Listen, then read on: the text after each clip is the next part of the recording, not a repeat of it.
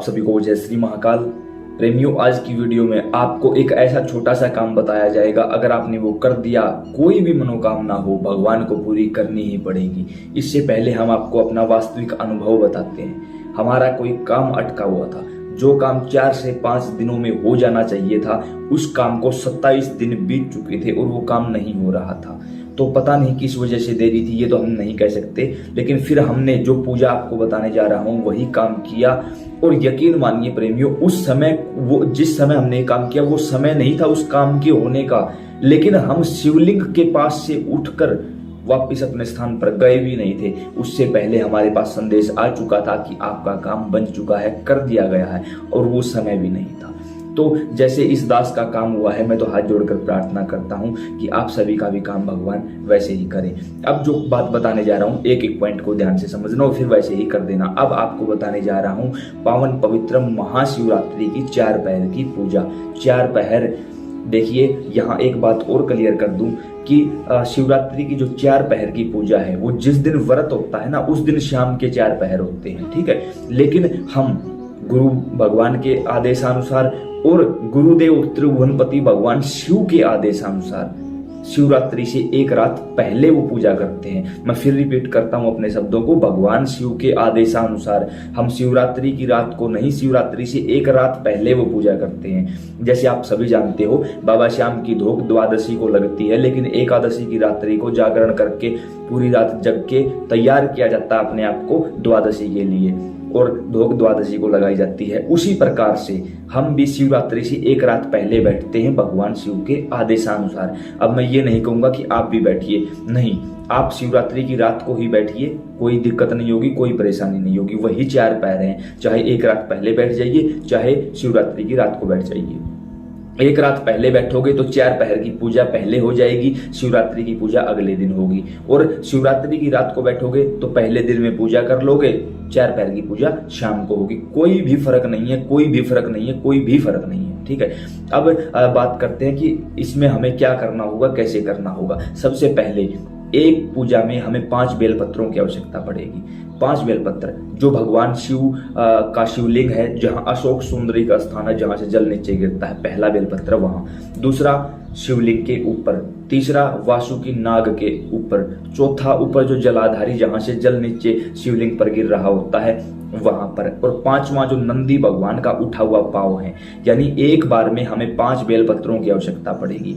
और 4 पहर की पूजा और 5वीं शिवरात्रि की पूजा, तो 5 पहर में हमें 25 बेलपत्रों की आवश्यकता पड़ेगी। लेकिन याद रहे, सोमवार के दिन और शिवरात्रि के दिन बेलपत्र नहीं तोड़ा जाता, नहीं उतारा जाता। हमने लाखों लोगों को यही गलती करते हुए पाया है। हर बार बताते भी हैं, लेकिन वो मानते नहीं है। तो ऐसे में हमारी ये प्रार्थना है आपसे कि शिवरात्रि से पहले उतार लें, क्योंकि तुलसी और बेलपत्र 11 दिनों तक बासी नहीं माने जाते, कोई परेशानी नहीं होगी। 25 बेलपत्र उतारने हैं। ज्यादा उतारोगे तो किसी और को भी दे सकते हो। अगर नहीं उतार पाओ, गलती से याद ना रहे या ये वीडियो बाद में आपके पास पहुंचे, तो जो चढ़े हुए बेलपत्र हैं उनको उठाओ, साफ जल से धो लो और दोबारा चढ़ा दो। कोई पाप नहीं लगेगा, आपका काम बन जाएगा। उसके साथ साथ आप अपने घर से, आप शिवरात्रि से 1 रात पहले बैठो या शिवरात्रि की रात को बैठो, वो आपकी मर्जी है।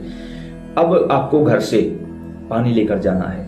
1 बाल्टी पानी ले लीजिए, उसके अंदर थोड़ा सा गंगा जल मिला लीजिए और पहुंच जाइए मंदिर। अब आपसे मंदिर दूर है तो आप कोई दिक्कत नहीं, आप मंदिर से ही पानी ले सकते हो, मंदिर में अवेलेबल हो जाएंगी ये चीजें। रात की जो पूजा करनी है उसमें हमने पहले भी वीडियो बनाई थी, उसमें आप सभी के फोन मैसेज कमेंट्स आए कि मंदिर हमारे घर से दूर है, रात को मंदिर का गेट बंद हो जाता है। क्या कोई भी कर सकता है, कोई भी महिला पुरुष ये काम कर सकता है। लेकिन अगर मंदिर आपसे दूर है, रात का समय है, तो जो महिलाएं हैं वो अपने बच्चों को या अपने पति को साथ लेकर जाएं और पुजारी महाराज से प्रार्थना करें कि हमारी ऐसे 4 पहर की पूजा है, तो आप कपाट खोल दीजिए। कपाट खोल दिए जाएंगे।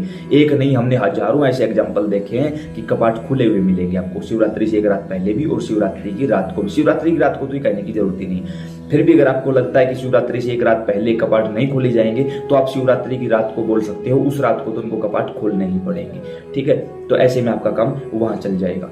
अब बात करते हैं जल चढ़ाने की विधि के बारे में। सबसे पहले आप किसी भी शिवलिंग के पास जाते हो, किसी भी मंदिर में जाते हो, हाँ, एक चीज और बीच में थोड़ी सी कि अगर आपके आसपास मंदिर नहीं है, शिवलिंग नहीं है, तो आप अपने घर में ही शिवलिंग को स्थापित कर सकते हो। शिवलिंग भारी होना चाहिए, हल्का नहीं, यानी अंदर से खोखला नहीं होना चाहिए। भारी शिवलिंग को स्थापित करिए पहले से ही अपने घर में, और उसी पर 4 पहर की पूजा कर लीजिए। आपकी पूजा सफल मानी जाएगी। उस समय आप जो 5 बेलपत्र हैं वो इकट्ठे ही एक स्थान पर रख दीजिए, उस शिवलिंग पर चल जाएंगे। जब आप शिवलिंग पर ये 4 पहर की पूजा करने बैठो, उससे पहले आपका मुख उत्तर दिशा की तरफ होना चाहिए। आप अपने हाथ में जल लीजिए और संकल्प लीजिए, मेरा नाम ये है, पिता पति का नाम ये है, इस जगह का स्थायी निवासी हूँ, मेरा गोत्र ये है और मेरी मनोकामना ये है। यहाँ मैं आपके 4 पहर की पूजा करता हूँ, वहां आप मेरी मनोकामना पूरी कर दीजिए। जब आप ये बोलोगे तो भगवान शिव की नजरों में आ जाओगे। अब सबसे पहले आपको बेलपत्र चढ़ाने हैं। सबसे पहला बेलपत्र जहाँ अशोक सुंदरी का स्थान होता है, जहाँ से जल नीचे गिरता है, वहां चढ़ेगा। ठीक है। दूसरा शिवलिंग पर, तीसरा वासुकी नाग पर, चौथा जलाधारी में, 5वां नंदी भगवान के उठे हुए पांव पर बेलपत्र चढ़ाया। उसके बाद हमें जल चढ़ाना है। जिस जल में आपने गंगा जल मिलाया था वो गंगा जल हो चुका है, लोटे में लीजिए जल, और कुछ भी नहीं लेना है, सिर्फ बेलपत्र और जल, बिल्कुल सिंपल तरीके से। सबसे पहला जो आप बैठे हो, आपका जो दायां हाथ है वो शिवलिंग का, गणेश भगवान का स्थान है। सबसे पहले यहाँ जल चढ़ेगा आपके दाएं हाथ की तरफ गणेश भगवान पर, दूसरा कार्तिकेय भगवान पर, तीसरा अशोक सुंदरी पर जल चढ़ेगा, चौथा जो माता पार्वती के हाथ है, 5वां जो शिवलिंग रखा हुआ उसके ऊपर, छठा जो वासुकी नाग है, उसके बाद जलाधारी में, और उसके बाद सामने जो नंदी भगवान बैठे हैं उनके पांव पर जल चढ़ेगा। अगर आसपास मंदिर में और भी मूर्तियां लगाई गई हैं उन पर भी आप जल चढ़ा सकते हो, कोई परेशानी नहीं होगी। ऐसे में आपने सभी को जल चढ़ा दिया और अपनी मनोकामना बताओ। जल चढ़ाने के बाद अपनी मनोकामना बताइए। अब उसी मंदिर में बैठ जाइए। रात को आप किसी भी प्रकार से कोई मंत्र, कोई नाम, कोई पाठ, कोई चालीसा, कोई स्तुति, जो भी आपसे बन पड़ता हो वो कर दीजिए। 4 पहर कौन से? शाम को 6 बजे से लेकर 9 बजे तक, 9 बजे से 12 बजे तक, 12 बजे से 3 बजे तक और 3 बजे से 6 बजे तक, ये 4 पहर। और 5वीं पूजा जो शिवरात्रि को दिन में पूजा होती है, जो हम व्रत करते हैं और पूजा करते हैं ना सुबह सुबह, वो पूजा 5वीं पूजा कहलाती है। शिवरात्रि से एक रात पहले बैठोगे तो 4 पहर की पूजा पहले होगी, शिवरात्रि की रात को बैठोगे तो 4 पहर की पूजा बाद में होगी, यानी पूजा आपकी 5 होगी। कौन से भी दिन आप बैठ सकते हैं वो आपको डिसाइड करना है। कोई भी मनोकामना है निसंकोच बता दीजिए, हर हाल में पूरी करनी ही पड़ेगी भगवान शिव को, क्योंकि आपने अपना कीमती समय उनको दिया है, वो भी अपना कीमती समय और आपका काम तुरंत कर देंगे, हाथों हाथ कर देंगे। इस दास का काम किया हुआ है, इसलिए ये वीडियो आप लोगों के सामने बनाकर हम लेकर आए हैं। उसके अलावा भी अगर आपका कोई भी सवाल है, आप फेसबुक पर देख रहे हो, यूट्यूब पर देख रहे हो, तो इंस्टाग्राम आईडी का लिंक नीचे हमने डिस्क्रिप्शन में दे दिया, आप वहां जुड़ के हमसे अपना सवाल पूछ सकते हैं। पूरी कोशिश की जाएगी आपका रिप्लाई करने की। उसके साथ साथ कि अगर इस पूजा पाठ से जुड़ी हुई अन्य जानकारी आपको चाहिए तो यह आपका अपना परिवार है, जुड़े रहिए, सेवा करते रहिए।